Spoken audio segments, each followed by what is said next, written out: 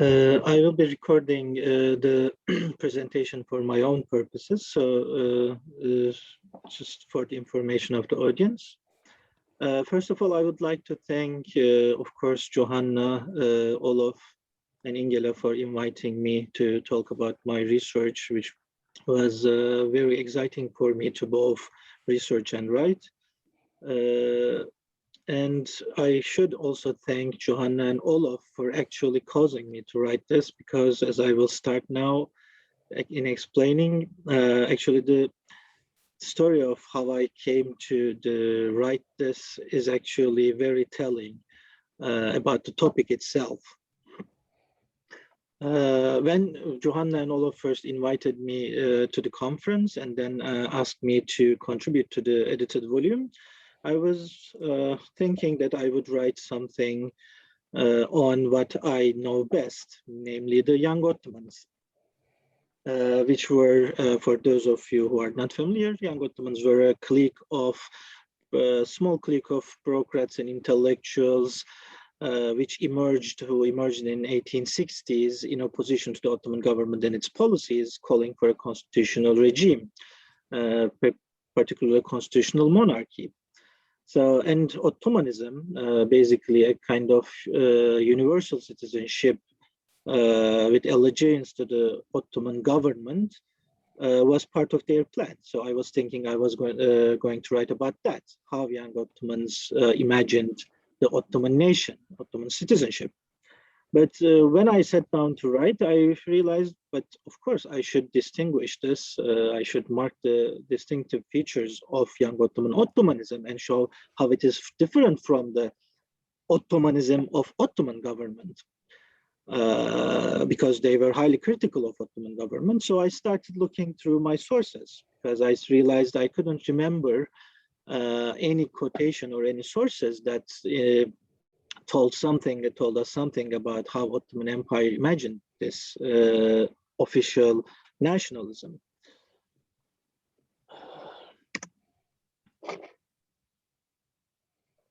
Yes, well, in its most basic definition, Ottomanism, as I remembered and as I saw in the sources, basically the project and ideology of the unification of the various social elements, be it religious, ethnic, or denominational, that made up the Ottoman Empire, under the idea of a universal Ottoman citizenship and identity based on legal and political equality.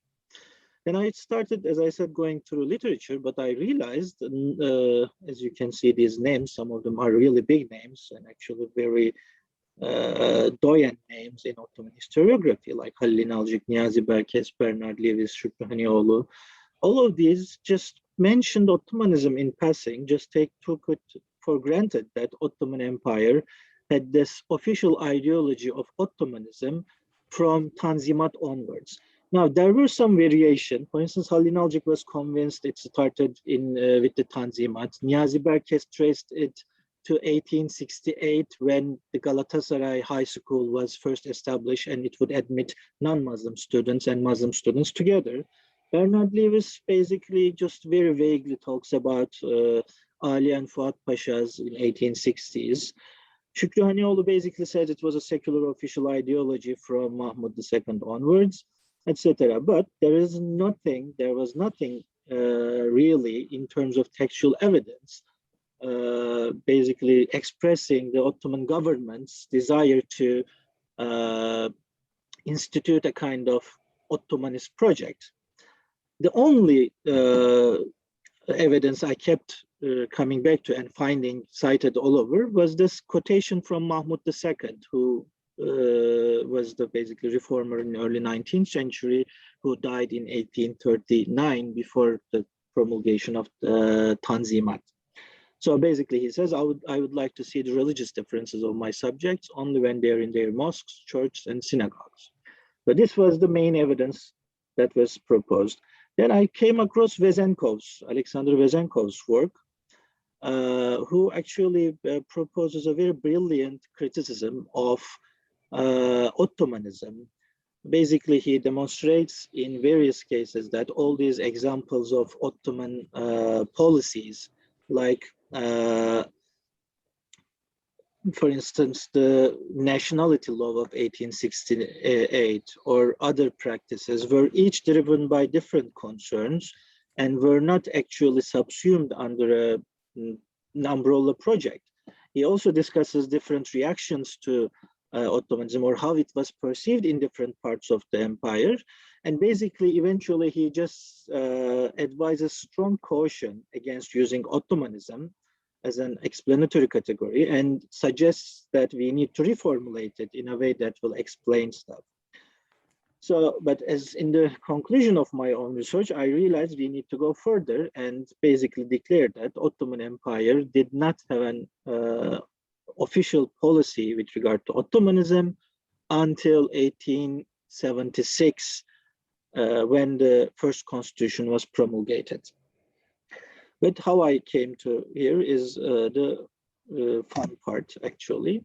So I started looking at basically combing through all the sources I have, which luckily I have actually a very substantial collection of digitized critical editions of newspapers, journals, and also all kinds of literary writings and anthologies covering most of 19th century. So I started looking for the word Osmanlıcılık, if it comes up.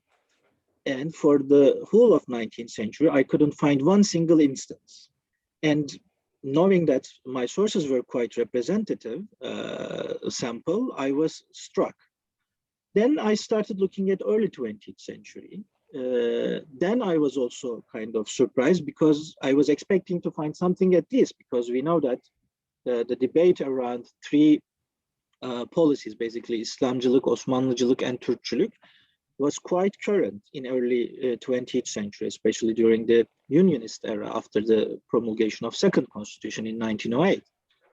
But the first instance of the word I could find was by Gökalp in an article he published in Türk Ordu in 1913. Basically, again, comparing Osmanlıcılık, İslamcılık, Islamism, and Türkçülük, Turkism. But of course, I knew that Gökalp drew on the classification proposed by Akçura, which was published in 1904. So I looked at Akçura's piece, which I realized at that point that even Akçura doesn't use the word Osmanlıcılık. He says Millet Osmaniye iddiası, basically instituting an Ottoman nation. And he describes it as such very in quite detail, as you see in the quote, granting the same political rights and duties on Muslims, etc., and to basically united in a common fatherland through representation like the American nation in the US. But as I said, he didn't use Osmanlıcılık. At this point, I started to think about, what this could mean, because we know that in conceptual history, lack of the term does not essentially mean that lack of the concept is lacking. So we could have different terms for the same concept, or basically a loose descriptions which only later are given a label.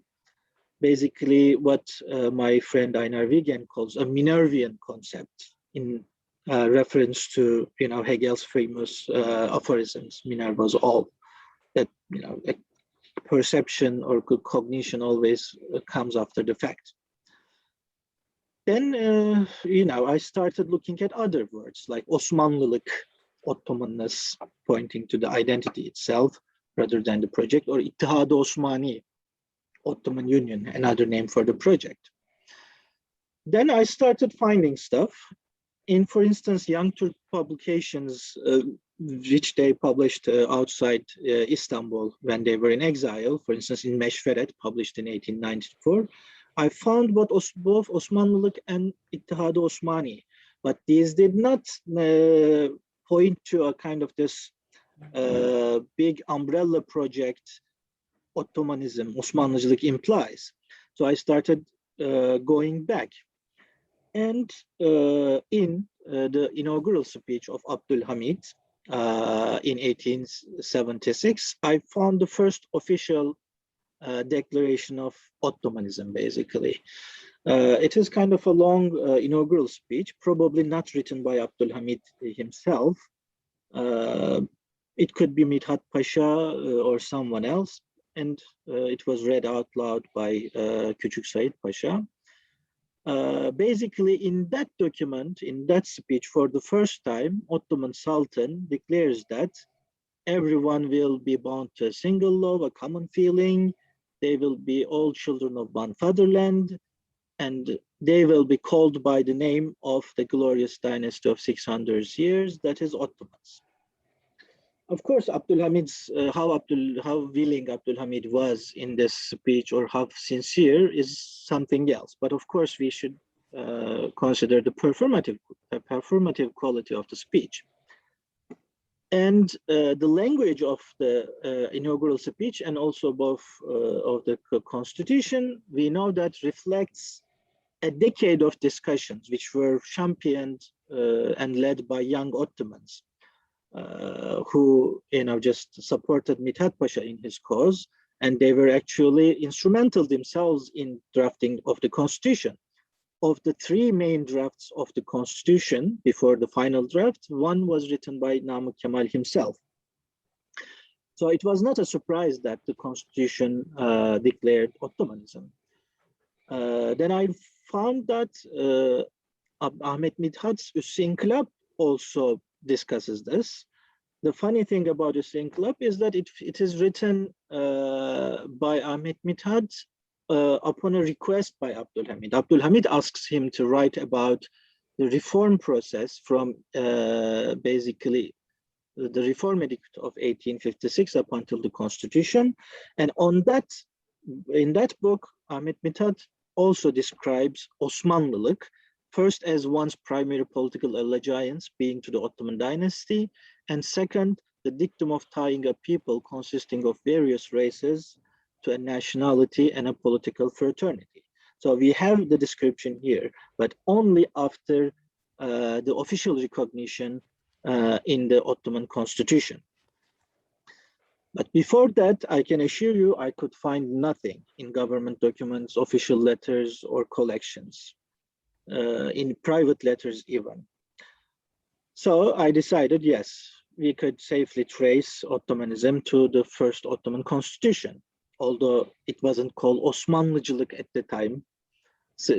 But that is also meaningful in itself, that Ottomanism would be given a name only when it stopped being the only option on the table. It was named only by Turkists who were adamant who wanted to basically declare Ottomanism a dead project, a failed project, and promote Turkism. So that was also meaningful in itself. Then how did Ottomanism came to be? How did young Ottomans start talking about Ottomanism? What motivated them? I should immediately say that actually parallel or similar proposals for Ottomanism came before young Ottomans became a thing. For instance, the Chovanec, the French ambassador to Istanbul, makes a very similar proposal during the negotiations for Reform Edict right after the Crimean War between 1853 and 1856, although the Ottoman government does not take it into consideration. Or we have Duc de Valmy, a French diplomat again, who writes in 1868 about the necessity of an Ottoman nationality, which Namık Kemal responds to. That's how I came upon it. But such debates, I realized, are exclusive to European debates and didn't make it into Ottoman Empire, or was not taken seriously by Ottoman bureaucrats up until young Ottomans. Young Ottomans themselves were highly, of course, critical of Ottoman government, and they were aware of the developments going on in the empire. I'm thinking one of their inspirations must have been obviously non-Muslim community constitutions. Those were basically small-scale constitutions written and instituted by Ottoman non-Muslim communities by first Greeks, then the first Armenians, then Greeks, and then finally Jews through 1860s. And these are written and drafted upon the request of Ottoman government in an effort to basically make their administration more possible and also preserving them as self-contained units. And this, it's in itself, the Ottoman Empire, Ottoman government encouraging these kind of community constitutions, which would not actually lead to universal citizenship, but would actually keep the communities actually horizontally separate. That was another thing that reinforced my belief in my argument, because they are basically incompatible. On the one hand, you would champion an Ottomanist cause, a universal citizenship, but on the one hand, you would encourage the non-Muslim communities to come up with separate constitutions. So that was one other factor. Young Ottomans basically were complaining about anything and everything, like conscription policies, taxation, due process of law, diverging practices in legal cases. And they also repeatedly emphasized that Ottoman government did not have a standard system for any of these. And in most cases, they said, non-Muslims were favored because of the problems of the system. For instance, in conscription, Ottoman Empire introduced mass conscription in 1827 after the abolishment of Janissary Corps. But up until almost early 20th century, for almost 100 years, it was predominantly the Muslims who were conscripted. First, non-Muslims were not even considered for conscription, but with the Reform Edict in 1856, which declared both Muslims and non-Muslims of equal legal standing and equal status, they said, of course, non-Muslims would be conscripted. But immediately after the Reform Edict, there was an exception clause which allowed non-Muslims to avoid conscription by an annual tax, which basically replaced the poll tax that was abolished by Reform Edict. So even here we can see the double speak of Ottoman government. So, but young Ottomans were calling for, especially here, was that they wanted the promises of Gülhane Edict for universal justice and Reform Edict for legal equality to be actually exercised. They said, you promised equality, musavat, but we are not living in an equal status. It is the Muslims who are dying. It is the Muslims who are bearing the burden of taxation. It is Muslims who are suffering in prisons while non-Muslims just have their way in court because they are protected by non-Muslim, the European ambassadors. This particular quote I have from a piece by Namık Kemal is very telling. It's I'm not going to read it all, but the case is basically, it is true that Europeans are protecting the Christians and equality reached the degree of actually a privilege for them. But the young Ottoman case is not about bringing the Christians down to the level of oppression suffered by Muslims. It is about raising the whole population to the level of freedom they deserve. There is an element of resentment, or we can see the sense of loss of relative privilege here. But we need to remember that as Madeline Elfenbein's piece also demonstrates in this volume, that Ottomanism had lots of non-Muslim supporters, most famous being Theodor Kasap, the Greek publicist and satirist. So I was convinced that young Ottomans were actually the first figures in the Ottoman Empire who came up with the Ottomanist idea, inspired by, of course, other stuff. Well, to conclude, what does this mean? Of course, it has huge implications, but to mention a few of these, I think the most significant point here is the entanglement between historiography, memory, and state archives. I mean, of course, the question is immediately, if there was no evidence, how come we have come to believe that Ottomanism was the official policy of the empire? I mean, I had to check and recheck myself, my arguments, and I couldn't believe how come. But then as I started thinking about it, in a way it made sense, because there are several such stories of misconceptions in Ottoman history, millet system being one of them. And I realized actually Tanzimat had long been a neglected topic. I mean, in the last 30 years, up until 2018, basically, there was almost no works covered discussing Tanzimat or trying to rethink it. There were, of course, small-scale studies of different Tanzimat issues, but there was nothing, no monograph discussing or revisiting Tanzimat. Even the Constitution of 1876, the last book written was from 1970s, and for 40 years until 2018, when Aylin Koçunyan published her book, for 40 years there was nothing substantial written on the Ottoman Constitution. So neglect of Tanzimat is one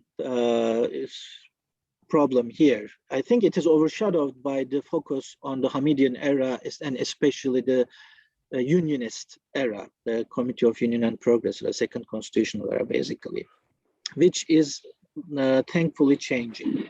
There was exemplary scholarship in the last few years in that regard. And of course, that's why we ended up reproducing state-centric accounts.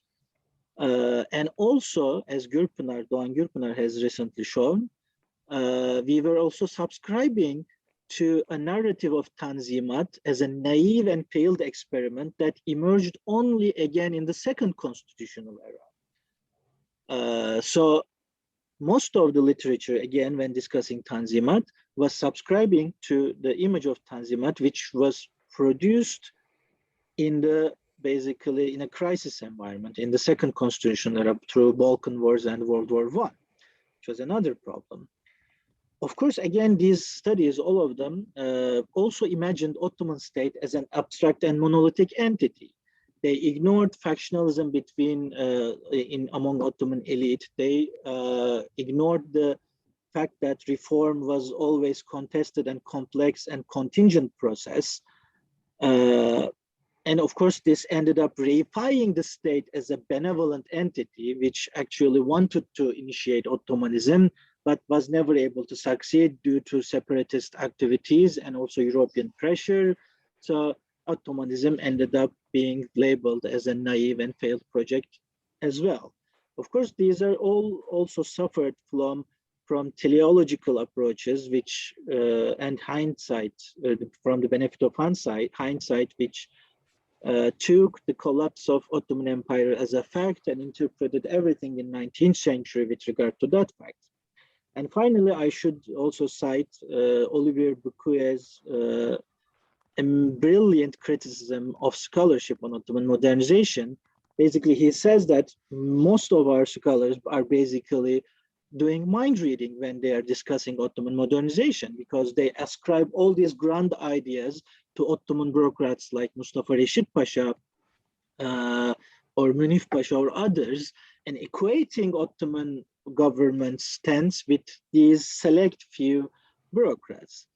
So one inquiry led to another, and I ended up realizing that our whole image or understanding of Tanzimat might be essentially and very significantly flawed.